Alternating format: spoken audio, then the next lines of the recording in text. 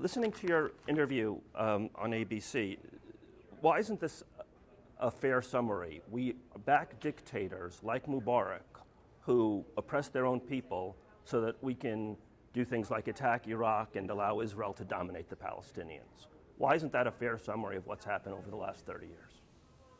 Well, first of all, we have consistently favored democracy virtually everywhere in the world.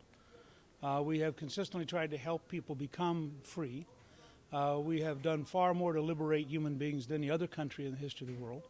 And I think that what you just said was a fairly grotesque summary.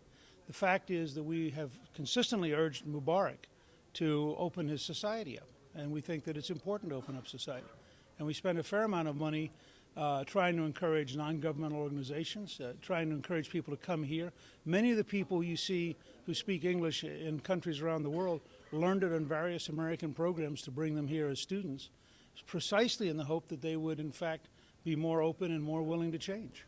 So you think that U.S. foreign policy has been straight in its occasional flourishes I think for democracy, whereas it's materially backing dictators and monarchs in the region and around the world? I think that it's been straight with. I think the policy of a country is very often bounded by reality.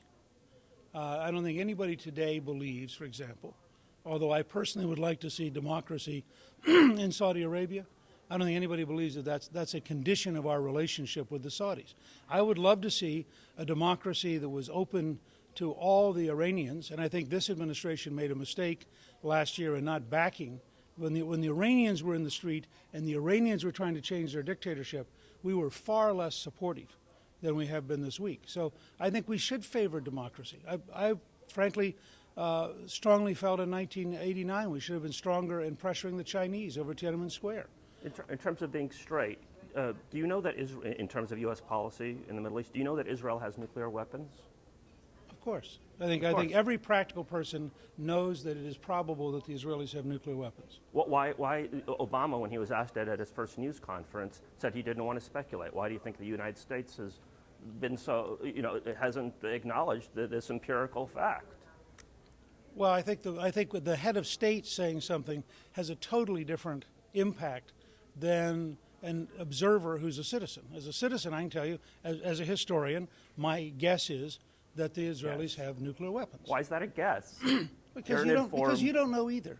Because the truth is you have no idea whether the whole thing is a Potemkin village and whether, in fact, they've built a phony system. You don't know. You speculate. You believe, but you don't know.